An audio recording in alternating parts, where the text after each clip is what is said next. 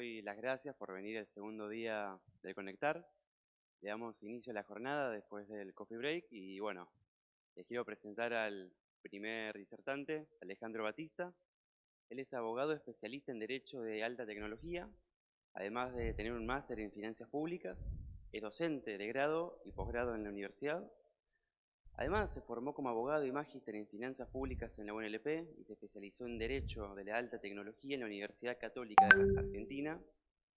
Es docente de grado y posgrado en Sociología y en temáticas del Derecho y Nuevas Tecnologías en la UNLP, en la Universidad del Museo Social Argentino y en la Universidad Nacional de San Luis.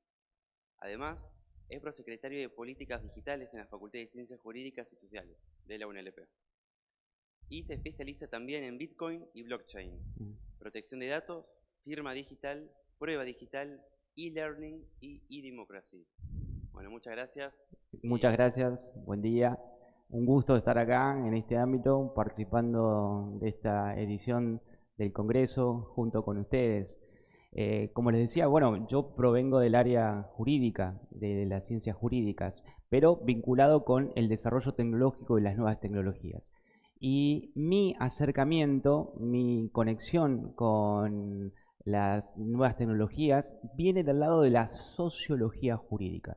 ¿Y por qué recalco esto? Porque en efecto estamos viviendo un momento de suma transformación, de cambios muy profundos derivados por el desarrollo tecnológico. Y eso afecta a todas las áreas de la sociedad. Y como vamos a ver, el derecho no escapa a esa instancia. Entonces, la disciplina que nos permite contextualizar y hacer una configuración sistémica de ese fenómeno es la sociología jurídica. ¿Qué pasa en la sociedad y qué pasa con el derecho dentro de la sociedad? Por eso lo primero que solemos aclarar en la facultad, nuestra facultad se llama Facultad de Ciencias Jurídicas y Sociales, no se llama Facultad de Derecho. ¿Por qué? Porque desde su creación se vio al derecho como un producto social, como un fenómeno de la cultura. Es decir, el derecho es una herramienta, el derecho es un instrumento que se crea en la sociedad. ¿Para qué? Para tratar de colaborar con la vida social, para tratar de encauzar los conflictos, de darle un trámite racional, evitar que los conflictos escalen y demás. Por lo tanto, como decíamos, el derecho surge de la sociedad y está conectado con sus valores, con sus creencias, con su cultura específicamente. Si no es así, y a veces sucede, lo que pasa es que empieza a quedar desfasado, empieza a quedar desconectado de ese contexto. Y entonces deja de cumplir su objetivo, pierde la esencia de su razón de ser.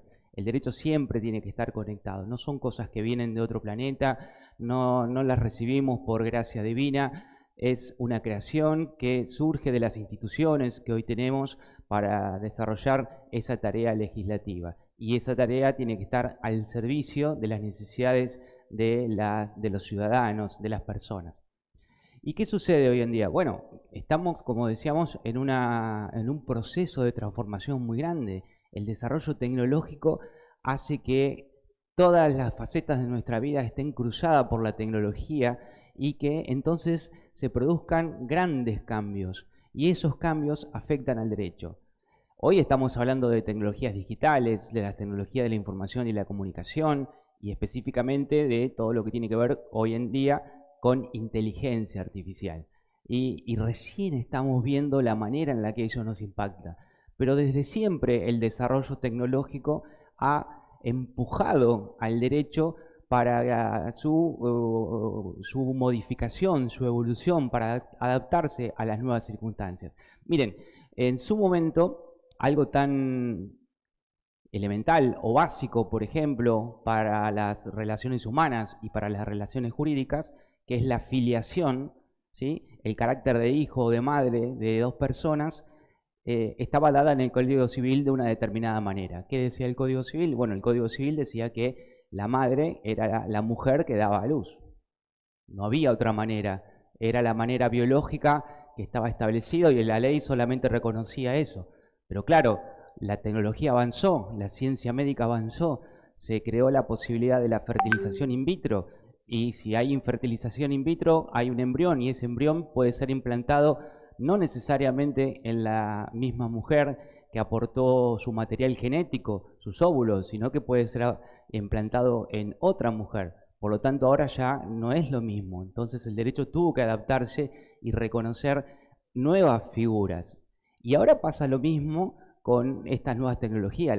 El desarrollo de la inteligencia artificial que hemos visto que explotó menos de un año, es decir, la versión de ChatGPT que se hizo pública se habilitó en noviembre del año pasado, hace muy poquito. Todavía estamos viendo hasta qué punto nos impacta, hasta qué punto tenemos cambios que se van a producir en nuestro comportamiento cotidiano, los docentes en la facultad, los estudiantes en la facultad también.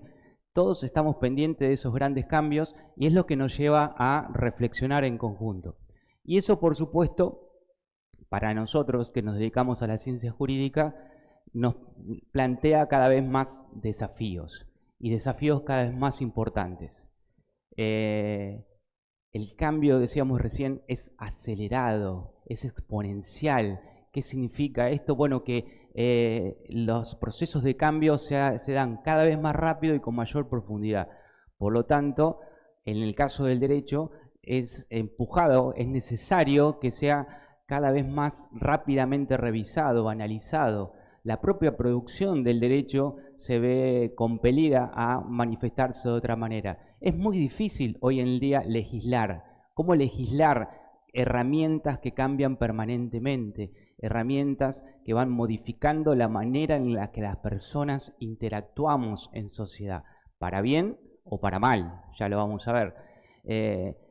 El proceso de creación, de discusión de las leyes, la manera incluso en la que están redactadas las leyes, lo cual se combina también hoy en día con otros procesos que buscan facilitar el acceso a las leyes.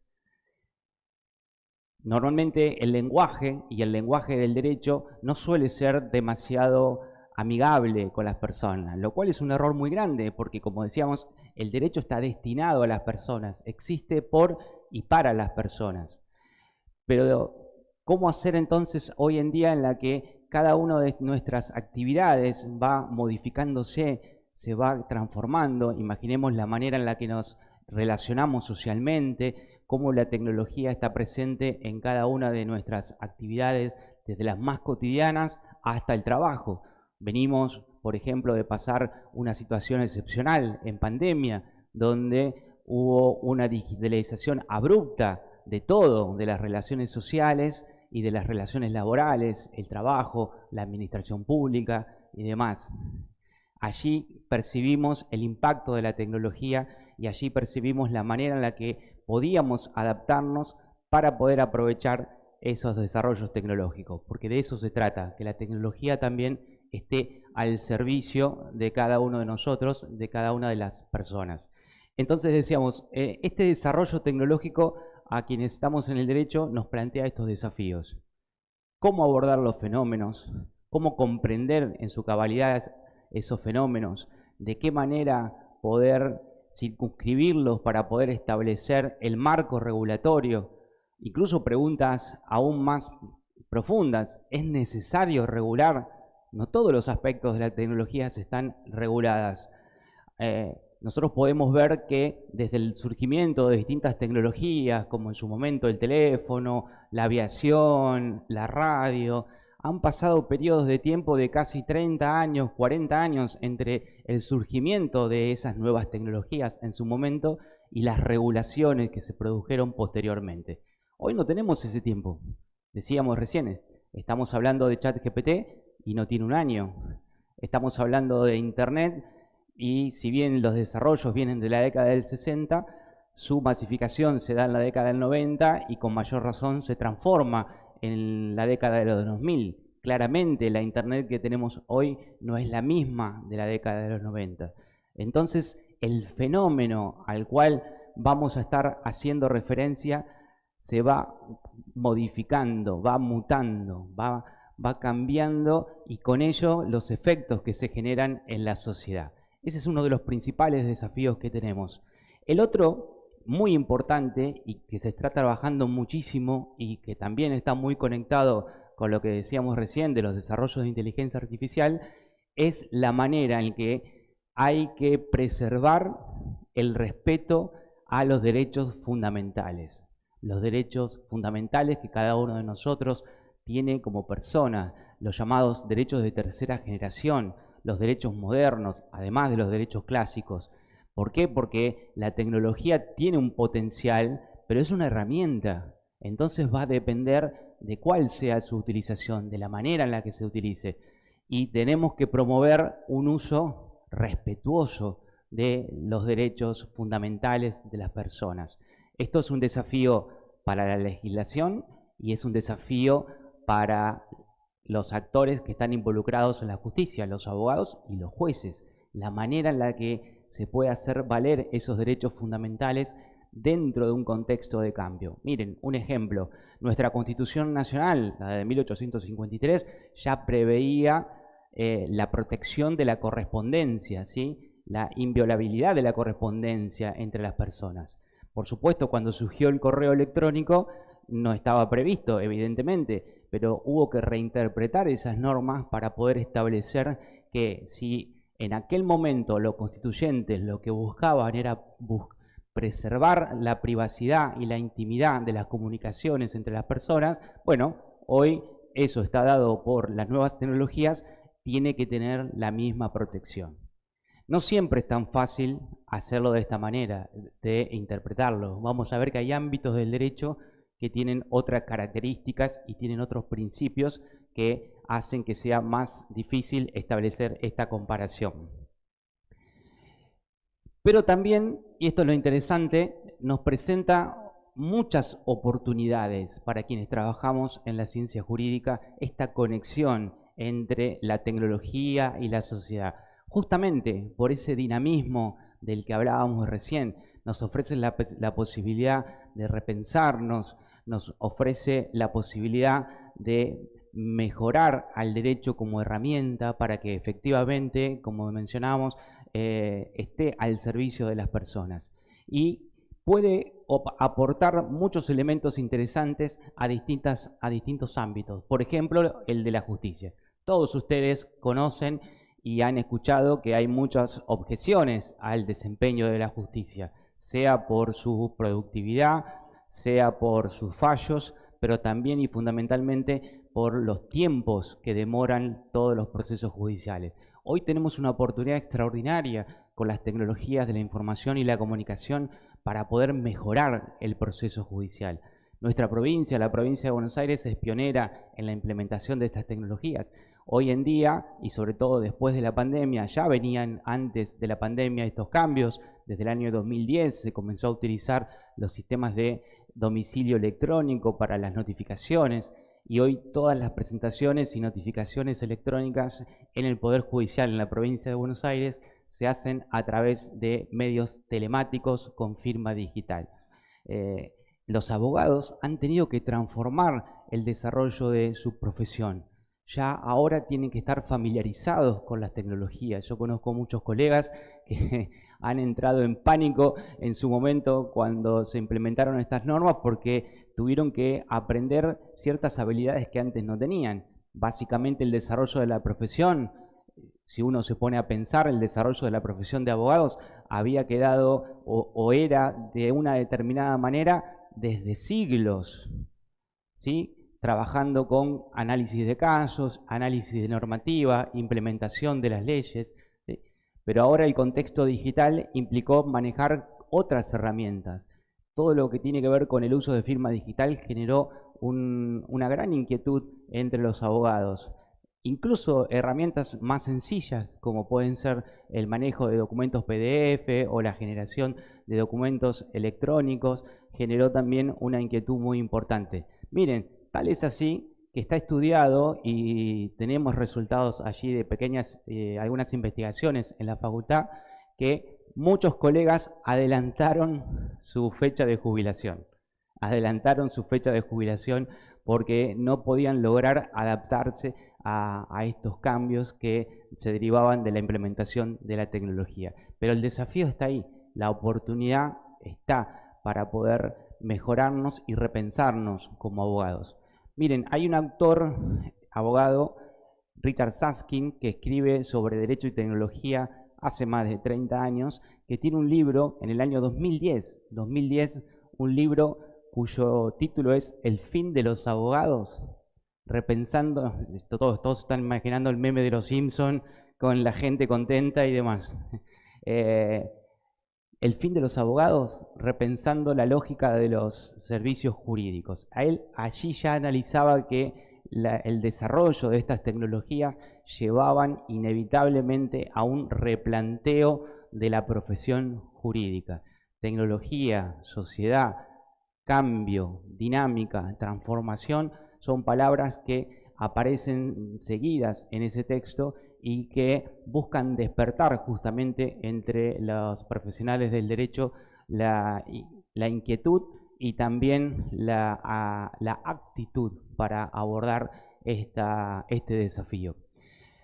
No en todos los casos, les decía hoy, es tan sencillo como interpretar que cuando la Constitución o las leyes hablan de correspondencia y hoy tenemos correo electrónico o tenemos WhatsApp, se deben aplicar los mismos criterios. Hay áreas del derecho que se manejan con otros principios. El derecho penal es uno de ellos. Y aquí aparece el fenómeno del cibercrimen o los ciberdelitos. Cualquiera de nosotros está expuesto hoy en día a algún tipo de modalidad delictiva, cualquiera de nosotros conoce algún caso cercano o ha visto las noticias de alguien que se ha visto afectado por algún tipo de delito en el cual se utilizan las tecnologías como medio de comisión de esos delitos. ¿Bien? Y el derecho penal tiene un principio que se llama, que es el de la tipicidad. ¿Qué significa esto? Que una conducta para poder ser sancionada, castigada penalmente, debe estar expresamente prevista en el Código Penal. Y ahí enganchamos o conectamos con el primer punto. Si la normativa penal no se actualiza, lo que sucede es que encontramos conductas que suceden, que generan daño, pero que no están previstas en la norma y por lo tanto no pueden ser castigadas penalmente. Esto hizo en su momento, en un aniversario del asesinato del periodista José Luis Cabezas, un grupo de hackers intervino la página de la Corte Suprema de Justicia de la Nación y puso su imagen. En aquel momento se inició un expediente y una investigación, pero claro, no había delito. ¿Por qué? Porque lo más cercano que tenía el Código Penal es el delito de daño, pero el daño es sobre una cosa. Y aquí no hubo un daño en una cosa. No es que destruyeron los servidores del Poder Judicial. Modificaron ese flujo de información, ese flujo de datos que muestra la pantalla del Poder Judicial. Allí fue la propia Corte la que instó al Congreso de la Nación a que pudiera avanzar con la sanción de varios de los proyectos de ley que incluían ciberdelitos. Hoy tenemos una ley de ciberdelitos, pero que nuevamente, desde su propia sanción, está quedando desfasada. Aparecen nuevas modalidades. Alguno habrá visto, habrá leído por ahí, todas lo que tiene que ver con la publicación de imágenes íntimas no consentidas por las partes, ¿sí? Lo que en los diarios por allí pueden ver como porno venganza, situaciones en las cuales dos personas mayores con consentimiento han intercambiado fotos íntimas, pero cuando la relación se termina, una de las partes decide publicar esas fotos. Esa situación que se ha planteado y lamentablemente se plantea muchas veces no está prevista todavía en el Código Penal con esas características. Sí puede llegar a ser otro delito, si la publicación de las fotos es una amenaza para lograr que la otra persona haga o deje de hacer algo, ahí estamos en el ámbito de la extorsión. Pero la sola publicación no. Y evidentemente ustedes ya se darán cuenta que la mera publicación de esas fotos genera un daño en la persona. ¿Bien? Todavía se está legislando en ese aspecto. Y el cibercrimen además aprovecha otra de las características fundamentales del desarrollo tecnológico, que es la ausencia de fronteras, la ausencia de espacios físicos determinados. ¿Y qué sucede? Que la ley es básicamente y por definición un fenómeno territorial. Es decir, las leyes argentinas se aplican en Argentina. Sin embargo, hoy vamos a encontrar fenómenos en los cuales en el desarrollo de una actividad, tanto lícita como ilícita, aquí estamos hablando de cibercrimen, vamos a encontrar que durante la ejecución de esa actividad podemos pasar por muchas jurisdicciones. El efecto del ciberdelito se puede dar en un país, pero en el medio la acción puede haber atravesado servidores ubicados en distintos países, los que cometieron el delito pueden estar en otros países, y entonces eso plantea un problema de jurisdicción. Otro de los grandes desafíos en materia de tecnología para el derecho. Y allí de lo que se trata es de lograr la cooperación internacional. Los países se ponen de acuerdo, firman tratados, hay un tratado de Budapest sobre ciberdelitos, del cual nuestro país es parte, y allí se establecen la manera en la que se pueden armonizar las legislaciones y colaborar en la persecución de delitos. Esto es muy importante en delitos muy graves, como puede ser el de pornografía infantil, el de trata de personas, ¿sí? Además de otro tipo de delitos como lo son habitualmente el tema de calumnias, injurias, daños, accesos indebidos a sistemas o a bases de datos. Precisamente la base de datos. Estamos en un mar de datos. El llamado oro del siglo XXI o el petróleo del siglo XXI por el valor que tienen los datos. Pensemos, hace algunas décadas atrás, cuando imaginábamos a las empresas, a las principales empresas de cualquier país, nos imaginamos a la industria. Por ejemplo, la producción automotriz, producción física de autos. Hoy las principales empresas del mundo son empresas que básicamente no producen bienes físicos, sino que trabajan con intangibles, con la información. Facebook, Alphabet o Google, bueno, Meta en el caso de Facebook. Apple tiene producción de dispositivos, pero básicamente también es el trabajo a partir de la información. Y esa información está provista por cada uno de los usuarios. Nosotros compartimos mucha información que les permite a estas empresas ubicar o realizar su modelo de negocios. El ejemplo más claro es Facebook. Facebook se desarrolla su actividad en base a lo que compartimos cada una de las personas en la red social o en todas las redes sociales en particular. Entonces, esto también abre un desafío muy grande para la protección de esos datos personales. Nuestra Constitución Nacional, en la modificación de su última reforma en el año 1994, incluyó lo que se llama el habeas data. Todos nosotros aquí tenemos derecho a saber por qué un organismo, una empresa, tiene nuestros datos. Pensemos la cantidad de veces que recibimos publicidad que no hemos solicitado, la cantidad de veces que nos llaman o nos escriben o nos envían un mensaje de WhatsApp. ¿Por qué tienen nuestros datos? ¿De dónde surgió? ¿Cómo llegaron a contar con esos datos? Esto es fundamental hoy en día, porque quien maneja los datos tiene posibilidad de utilizarlos, a veces para explotarlos económicamente, pero también pueden causar daños. Por eso se prevé una categoría especial de datos, que son los datos sensibles. Imaginen ustedes los datos vinculados a la orientación sexual, a la afiliación política, a la afiliación sindical, a las creencias religiosas, a la salud, los datos vinculados a la salud. Todas estas categorías, mal utilizados esos datos, pueden generar un daño importante. Entonces, hubo que buscar y desarrollar legislación. Nuestro país tiene desde el año 2001 una ley de protección de datos personales que justamente ahora está en plena discusión porque, por supuesto, estamos hablando de 20 años atrás, no es la misma la situación y es necesario actualizar esa protección. Y es parte de lo que decíamos del desarrollo tecnológico con respeto a los derechos fundamentales. Y aquí se abre un panorama interesante que lo discutimos en las facultades de Derecho. Hay, por ejemplo, una oportunidad muy buena de trabajar en proyectos de desarrollo de software o de hardware en conjunto con los técnicos, los informáticos, los profesionales de esas áreas. ¿Para qué?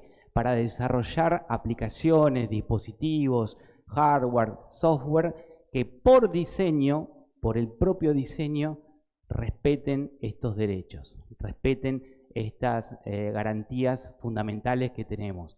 Es lo que justamente Richard Susskind habla de conocimiento jurídico embebido. Si les toca participar de algún proyecto de generación o de innovación, hoy cualquier proyecto vinculado al desarrollo tecnológico puede ser complementado y sería bueno que sea complementado también por un asesoramiento jurídico especializado en esos desarrollos durante la etapa de desarrollo, porque eso puede evitar problemas posteriores, puede evitar demandas posteriores en la generación de esos daños de los que hablábamos. Entonces, la ley y la legislación de protección de datos personales es fundamental, pero esta ley o cualquier ley no alcanza si no tenemos conocimiento, si no tenemos educación en el uso, en este caso, de las nuevas tecnologías. La mejor ley no puede suplir la prevención que cada uno de nosotros pueda tener en el uso de estas tecnologías. Es importantísimo la difusión, la formación, lo que se llama la alfabetización digital para poder utilizar las tecnologías de manera segura. Y con más razón en un contexto, en el actual, como es el que tenemos, donde nuestros hijos acceden al contacto y al uso de la tecnología cada vez a menor edad. Este es uno de los desafíos importantes. Hablando de desarrollo tecnológico, ¿qué pasa con los derechos de autor, con las patentes, con las invenciones? Porque hoy estamos viendo, por ejemplo, con los sistemas de inteligencia artificial que son capaces de crear videos, crear música, crear una pintura, no solamente de crearla, sino de hacerlo con un determinado estilo. Pueden imitar el estilo narrativo de un escritor, pueden imitar el estilo pictórico de un pintor. Seguramente habrán visto ustedes, la semana pasada se conoció mucho un joven que utilizó un par de herramientas de inteligencia artificial primero para hacer un resumen de un texto que tenía que estudiar, que era de lingüística, pero además para que se lo leyera Messi.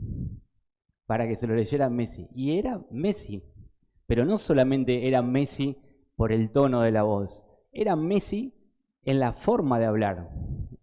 Otro de los usos conocidos es las versiones de canciones conocidas cantadas por Homero Simpson. Es Homero Simpson cantando. ¿Y qué pasa con esas creaciones? ¿A quién pertenecen? ¿Están vulnerando algún tipo de derecho de propiedad intelectual de otras personas? ¿De quién es la responsabilidad? Y si compartimos nosotros un meme que está utilizando sin consentimiento material que pertenece a otra persona, podemos ser responsables. Podemos quedar dentro de la cadena de responsabilidades. Ha pasado, ha habido muchos casos, sobre todo, no tanto ahora con la inteligencia artificial que recién se están viendo, y además todavía no se sabe dónde poner el punto intermedio, pero sí ha pasado, por ejemplo, en casos donde personas que han compartido ciertas publicaciones en redes sociales, donde se hacía lo que se llamaba un escrache digital, se escrachaba a alguna persona y había sido un error, tuvieron sanciones jurídicas y tuvieron condenas incluso las personas que compartieron esa información. La temática de blockchain y las criptomonedas. Argentina es uno de los países que más utilización tiene de criptomonedas. No es casualidad, somos un país con problemas económicos recurrentes. Aquí se abre toda una nueva temática. La tecnología en este caso permite ni más ni menos que crear valor, crear una moneda que puede ser utilizada con fines de intercambio, de ahorro, de pago. Eso genera nuevas modalidades de comercio, eso genera nuevas modalidades de transacciones a nivel internacional, porque otra vez no hay frontera, nosotros podemos usar cualquier criptomoneda, mencionemos el Bitcoin, por ejemplo. Dicho sea de paso, Bitcoin se pone en funcionamiento en el 2009,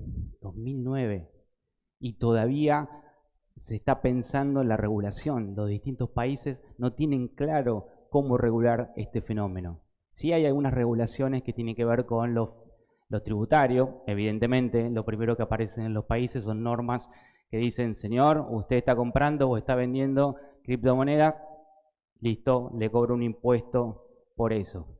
Pero el fenómeno en su globalidad todavía no ha sido regulado. Menos todavía la tecnología blockchain, que es la tecnología que está detrás de las criptomonedas más conocidas como Bitcoin, como Ether, pero que tiene otros usos. La tecnología blockchain, que genera básicamente un registro inalterable, cronológico de datos, está siendo utilizada para otros tipos de actividades. Por ejemplo, la trazabilidad de alimentos o la trazabilidad de productos, poder determinar de manera segura y con fecha cierta e inalterable, como decíamos recién, desde dónde surgió un producto y por dónde pasó hasta llegar al consumidor. Eso se está haciendo hoy en día con la producción de alimentos. En otros casos, esto además viene a poder hacer efectivas ciertas normativas o regulaciones. Hay productos que se venden porque son producidos en determinado lugar. El champán que nosotros conocemos proviene de esa zona de Francia y no puede ser utilizado ese nombre para otro tipo de bebidas parecidas. Por eso veremos que algunas se llaman vinos espumantes. El vino de Mendoza, por ejemplo, ¿sí? La tecnología blockchain permite garantizar que la producción es de Mendoza.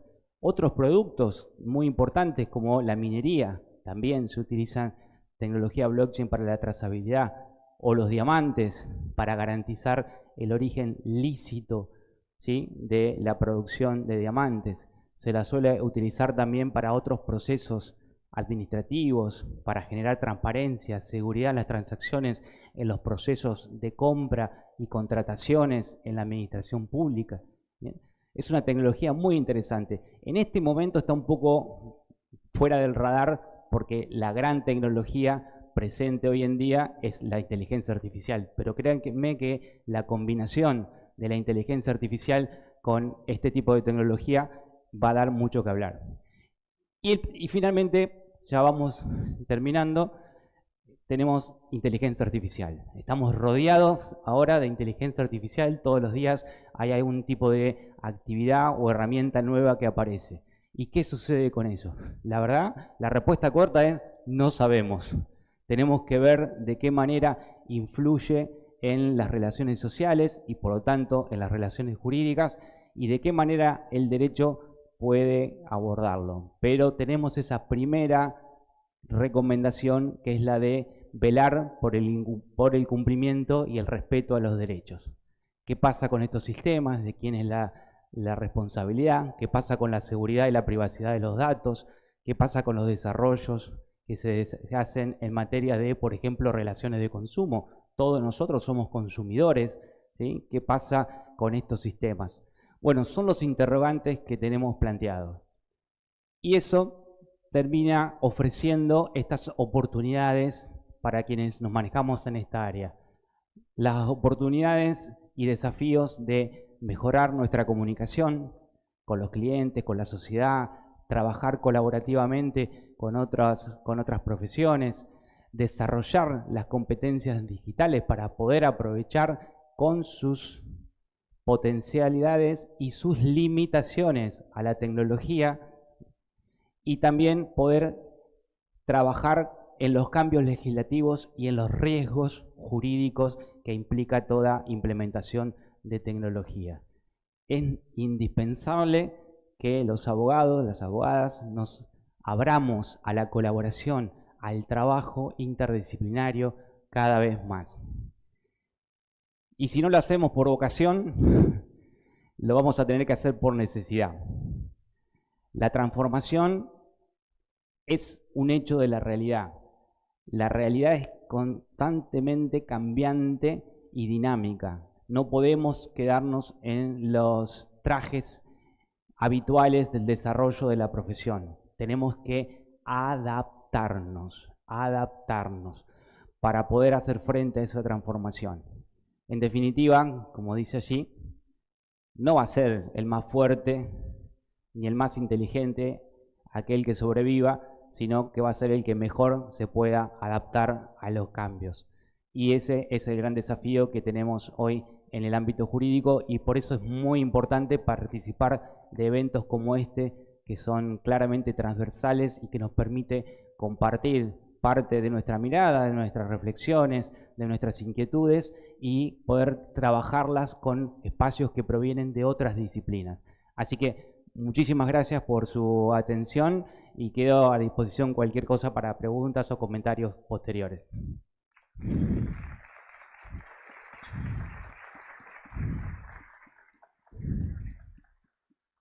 Bueno, muchísimas gracias.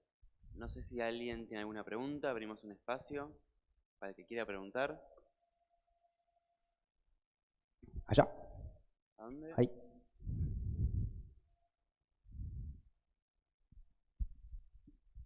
Hola Alejandro, buen Hola. día. La verdad que excelente y muy clara tu exposición. En cuanto a la inteligencia artificial, el Estado, nuestro Estado, ¿puede establecer una prohibición o pautas para que esto no se deforme en lugar de ser algo positivo? Como vos dijiste, lo hemos visto también a Messi hablar un inglés perfecto. Messi no sabe hablar inglés. Eso no importa, a lo que voy es todo esto a los fraudes. ¿Cómo lo ve el derecho, los hombres del derecho? Es, como decíamos, un desafío muy grande, porque legislar se puede legislar, prohibir se puede prohibir. Francia, por ejemplo, prohibió por ley aplicar mecanismos de inteligencia artificial para analizar sentencias, para evitar que se pudieran construir patrones de cómo sentencian, cómo juzgan los jueces. Pero el problema es que esa prohibición es como tratar de tomar arena entre las manos. Algo queda, pero la mayoría se nos escapa. Está habiendo normativa en nuestro país también sobre el uso de inteligencia artificial en ámbitos públicos. Lo que se está viendo también en Europa y en otras jurisdicciones es desarrollos de código de ética en el uso y en la utilización de la tecnología. En alguna parte decía de la presentación, aquí es muy importante la autorregulación, es decir, que los propios actores que participan de los procesos de desarrollo y de implementación de la tecnología, en este caso de tecnología de inteligencia artificial, sean conscientes de los riesgos.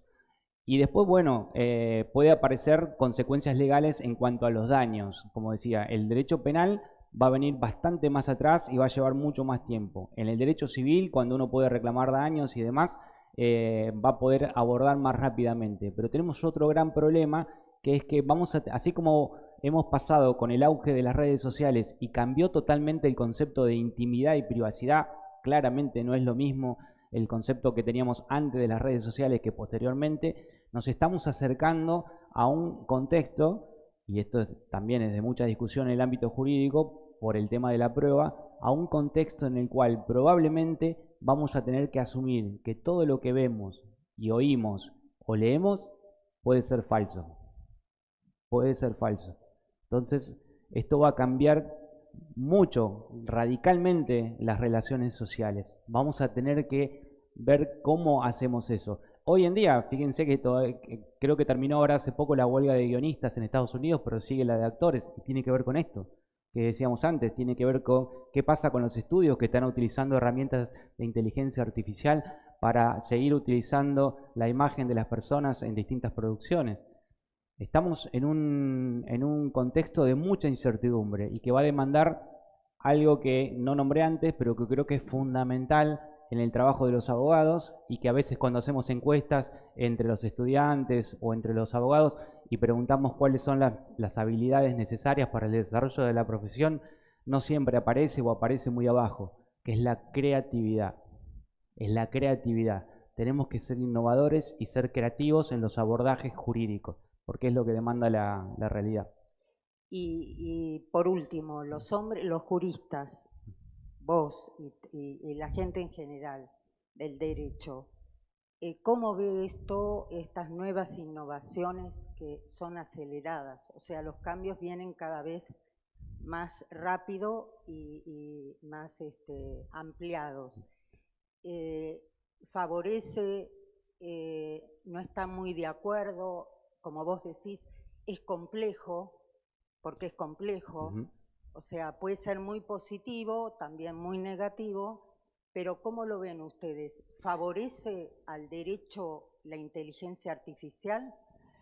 La inteligencia artificial, como en otros ámbitos, tiene un potencial muy interesante. Va a depender de cómo lo utilicemos. Lo que yo veo como positivo ahora, yo trabajo con estos temas desde el año 2000. En su momento creamos la primera cátedra virtual en el 2001 en la facultad. Piensen que no había casi nada. Trabajábamos sobre gobierno electrónico con países europeos en el 2003. Es decir, la tecnología aplicada a la administración pública. Lo que vimos en pandemia lo trabajamos hacia 20 años. Y no había prácticamente personas que trabajaran estos temas. Es más, no nos entendían, no nos creían.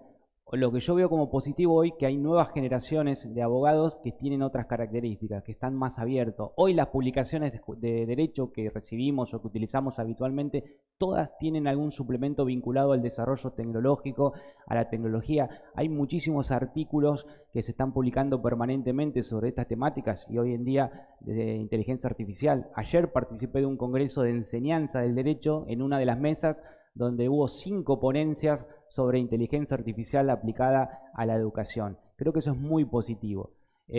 ¿Alcanza? Probablemente no. Lo cierto es que si no existe eso, empezamos a divorciarnos de la realidad y eso no puede pasar en general en ninguna profesión, pero menos en el derecho. Cuando yo les decía, el derecho solamente se justifica porque tiene que ser útil en la sociedad, si no, no cumple la función. Y si la sociedad está atravesada por estos cambios y en la sociedad tenemos estos fenómenos, el derecho tiene que abordarlo.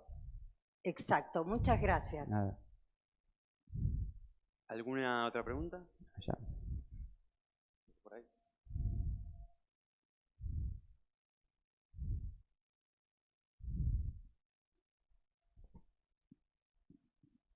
Hola Alejandro, ¿cómo Hola. estás? Primero, muchas gracias por la charla. Yo no entiendo mucho de abogacía ni nada jurídico, pero soy más del área de la salud y sabemos que en medicina se está implementando muchísimo todo lo que es de inteligencia artificial, principalmente en el campo cirúrgico, justamente para reducir el error humano. Y bueno, mi duda es si pasa algo de error con la inteligencia artificial, ¿de quién es esta responsabilidad? ¿Del médico, del hospital, de la empresa que creó la inteligencia artificial? ¿Cómo se daría eso? Bien, es una pregunta muy importante porque además se manifiesta en distintos ámbitos. La tendencia hoy en día es a que haya una cadena de responsabilidades. Todos los actores que vos mencionaste, desde la empresa que desarrolla el software, porque ya le pone ciertas características, hasta básicamente quienes la implementan, en el caso de la medicina los médicos, en el caso de la abogacía los abogados y demás, a integrar frente a quien se ve dañado esas responsabilidades. Todavía están moviéndose los límites en cuanto a quién le corresponde la responsabilidad primaria y a quién le corresponde la responsabilidad subsidiaria. Hay distintos campos. Por ejemplo, en materia de conducción autónoma, los coches autónomos, hay empresas, Volvo es una de ellas, que ya ha dicho hace algunos años, nosotros nos hacemos responsables de cualquier inconveniente que suceda con nuestros vehículos autónomos. Tesla está en otra posición, hubo fallos, hubo varios casos de accidentes de tránsito con autos autónomos y la responsabilidad ha sido compartida. Y en el caso de la medicina o de las profesiones como la medicina o el derecho, donde hay un profesional que tiene que cumplir normas de ética y está regulada, allí todos los profesionales vamos a ser responsables, porque por ahora la última palabra la tiene el profesional. Te doy un ejemplo de este año. Este año en Estados Unidos, en el marco de un ejemplo jurídico, en el marco de un pleito judicial, unos abogados contestaron una demanda y para la contestación de la demanda utilizaron ChatGPT, que les dio varios antecedentes y enumeró fallos y comentarios de fallos. Resulta que los fallos no existían. Ojo con ChatGPT, que es muy coherente, muy convincente, pero no necesariamente fiable o creíble. Y se detectó ese error. Los profesionales no corroboraron eso. Es una falta de responsabilidad profesional. Y fueron sancionados en el tribunal por falta de decoro o por incumplimiento de las normas. La recomendación general, y sobre todo en medicina, que ya tienen todo el tema de la responsabilidad médica y demás, es poder estar bien asesorados, poder estar bien preparados y entender que todavía la responsabilidad o la decisión es del profesional y por lo tanto va a ser el primero que van a ser responsables.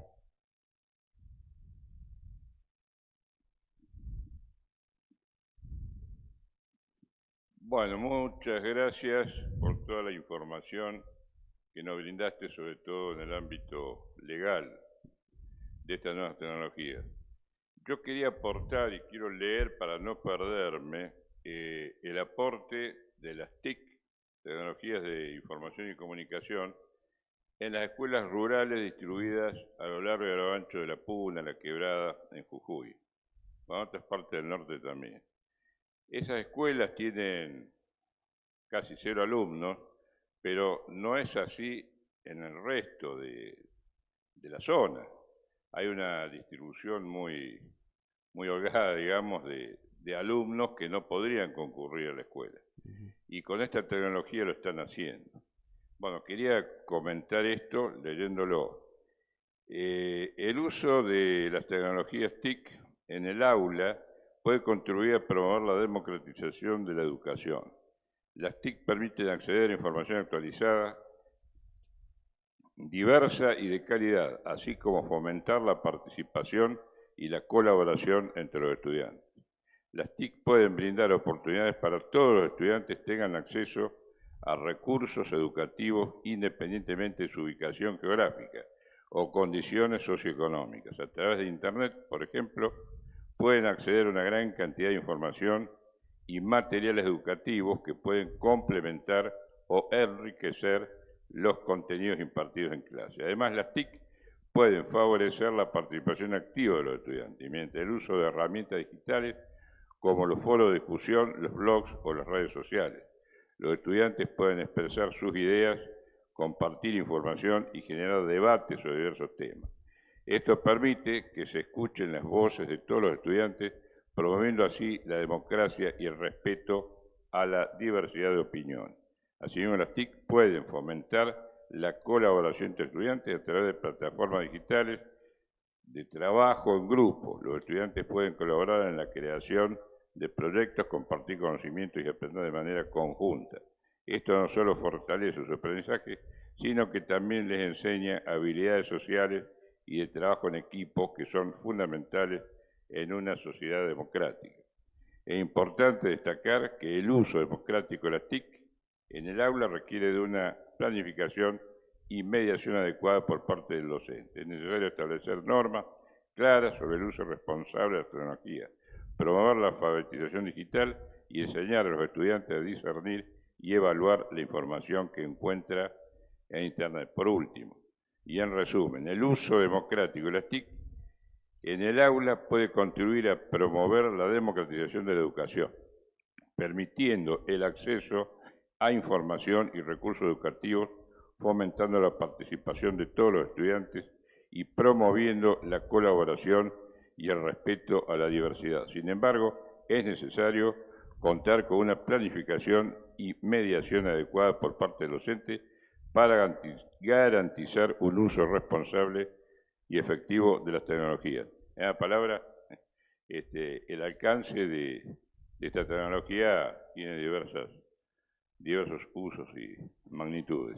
En efecto, ese es el potencial que tienen. Tienen un potencial enorme democratizador, de acceso a la información, al conocimiento, de interacción sin restricciones horarias, sin restricciones muchas veces económicas, sin restricciones geográficas. Pero eso es un potencial. ¿De qué va a depender? También lo mencionaste. De la manera en la que tengamos organizado el sistema, en el caso de la educación, institucionalmente, y el rol del docente para ello es fundamental. Y lo otro es que también lo mencionaste, la alfabetización digital. No alcanza hoy con tener acceso a la tecnología, es saber cómo utilizarla y cómo aprovecharla. Quienes sepan utilizarla son los que van a hacer la diferencia.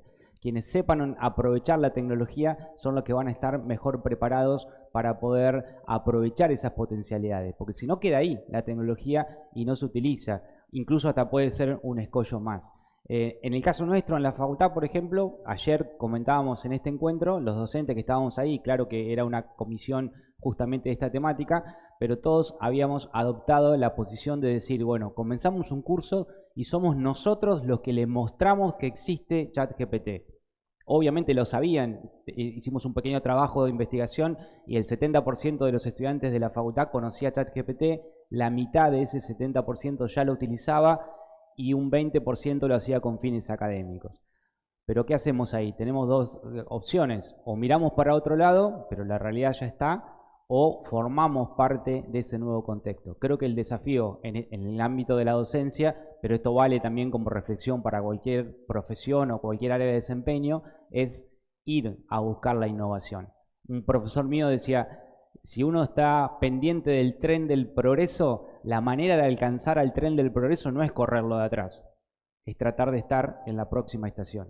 Ese es el desafío que tenemos, sobre todo en momentos de cambio tan profundo como este. Quería hacer una pregunta yo sobre una tecnología que habló, por ejemplo, el Bitcoin, que es una tecnología que es eminentemente descentralizada, por ejemplo, desregulada, casi anárquica diría, y hay muchas otras tecnologías que por su propia naturaleza son de una aceleración exponencial prácticamente. Y obviamente que el sentido de la jurisprudencia es que todo confluya según una mejor utilización de las tecnologías. Pero puede ocurrir que haya un conflicto de intereses entre la regulación o alguna restricción con la propia naturaleza de las nuevas tecnologías.